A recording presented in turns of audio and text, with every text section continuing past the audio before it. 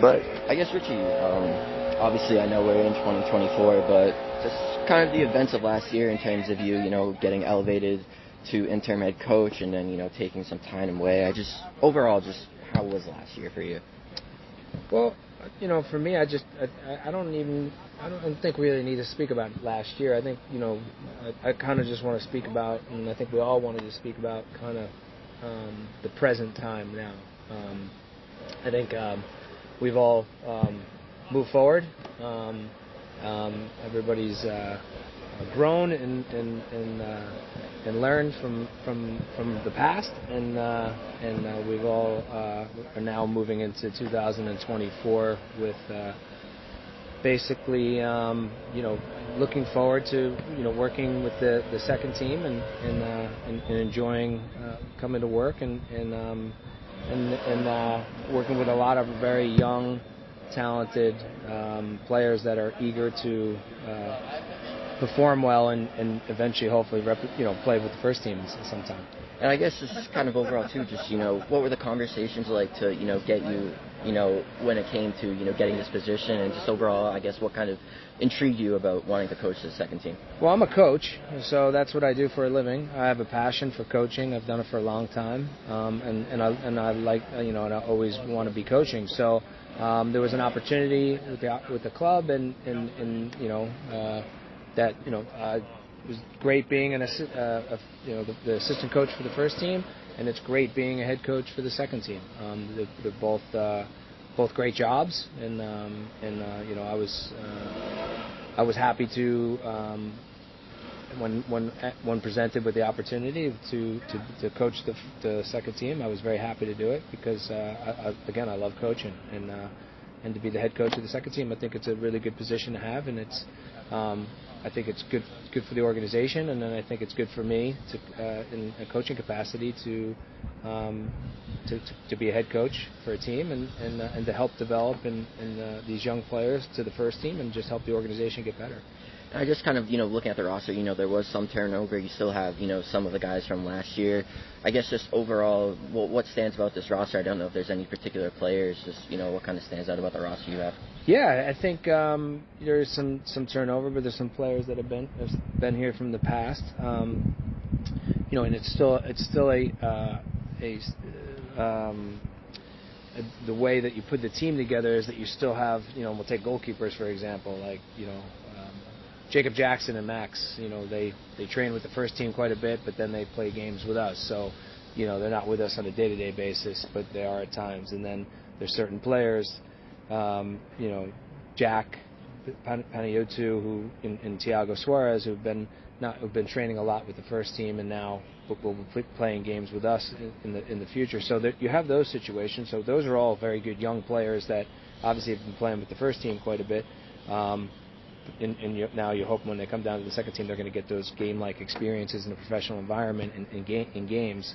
And then the guys that are here, we have a player like Martial that was, used to be a first-team player for a couple of years, and then had a bad injury and is coming back, and who's a very talented player. And then you got guys like Victor Souza, who's been with the team for a couple of years as a center back, who has had time with the first team also.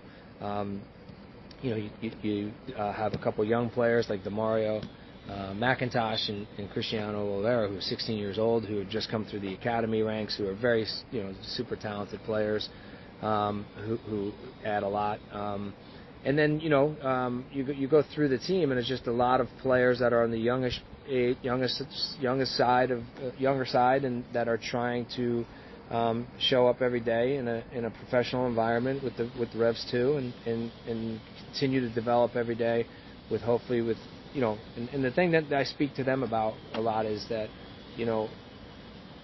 it is our job to develop the players, and it's your job to develop as players, but individually obviously, but also it's going to be better off for everybody if we develop you individually, but within the group and within the team. And that means, can we be competitive? Can we be a team that wants to go out and not just develop technically, tactically, but also a competitiveness about you playing as a team? And if we play as a team together, it's going to help everyone to get to what their goal is eventually to get to a first team, either our first team or a first team somewhere else down the line. And also, too, you have a guy like Patrick, spent some time overseas. Just overall, what stands out about, his kind of, I don't know if you want to say quality or just his overall ability? Yeah, Patrick was a guy that went overseas and has played in a foreign country, which is never easy, and obviously to adapt and acclimate to a foreign country and pick up languages and live in a different environment and learn a different culture, that's pretty impressive for a young player, and he's done that, and now he's come back. Maybe it hadn't worked out for him the way he wanted it to, but now he's trying to see if he can get to the first team in an MLS environment, and that's what he's doing every day. He's a quality player. He's an honest player, kind of like a two-way player for us, and like a number 8 that could kind of box to box, that he could defend but also get forward and score goals. So really good attitude, really good team player, and again another player just like all of them that have ability there, that we see that if things fall into place and they keep developing and keep working hard, that eventually they would have a chance to making it to the next level. And then obviously you kind of mentioned you hope to develop guys into the first team, but just as kind of like a coach, is there a certain tactical imprint that you want to have on this team, or is it almost kind of like mirroring the first team in a way? Yeah, we're trying to do very similar things to what the first team's doing, at times, though, we might have to change some things up in terms of the personnel that we have. If certain players don't come from the first team down, or that we have injuries or whatnot, or we feel like we need to play certain players at certain times, and say we have 3 center backs and we need to play a back 3 instead of a back 4, we might have to do that on occasion, even though the first team is playing with a back 4. So that would be an example of we would try to, as best we can, do very similar stuff to what the first team's doing, but at times it just might not be possible. Yeah, and I guess just when it comes to your experience, having been an intern coach of the first team, what did you just kind of, or if you learned anything about yourself as a head coach, just I guess what did you learn from that experience as a head coach? Yeah, well, I've done it many times. I've been a head coach elsewhere, not just with the Revs. I've been a head coach in MLS before. I've been a head coach with the youth national teams. So I do have head coaching experience. I have assistant coaching experience, and I just think it's just when it comes to head coach and assistant coach, they're obviously a little bit different. The head coach is basically you have the final say, obviously, but you have to work. The biggest thing is with the head coach is now you have to manage and lead everybody, and that goes from the players to the staffing to the backroom staff to everyone is in a way to bring the whole group together and help in every way you can to bring everybody together to work together, to when times are tough, to lead, so that's the difference between the assistant coach and the head coach, and again there's pros and cons to both, and there's great experiences with both, and like I said, I've done it in the past. I've done both in the past, so this is my position now, and I just move forward with it, and we keep learning even until we stop working, right? Until we stop coaching, we're always going to learn, even though as you get older. All through your experiences, whether you're a head coach or an assistant coach. And just kind of wrapping up, I guess, obviously this team was able to get, quite far in MLS Next Pro last season. Just what are some of the goals? I know obviously you want to develop players, but for the team itself, just what are some of the goals and what do you hope to accomplish this year? Yeah, no, exactly what you said is to help develop players for the first team, for our organization.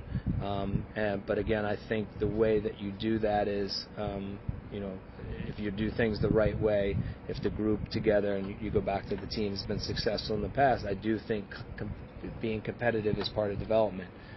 Knowing how to win and knowing how to play in a soccer game, that's going to help in their development to get to the first team. So that is what it is developing individual players for the first team, but then also bringing the team together collectively as a group, as a team, and lead them and trying to be competitive by doing things the right way on and off the field, in which with competition comes hopefully we win some games, and ultimately it's still a team, so you want to go out and you want to win, and the team has been doing well each year, has been progressing, so can we take that a step further and continue to do well, and of course like with anything, the guys are all here, they want to win a championship, they want to win the league, so that'll be their goal, and obviously we have some ways that we have to go about that, and it's not always ideal, and we know that, but we'll figure it out the best way I can, that every time they go out that they compete and they try to win a game at the same time as they develop.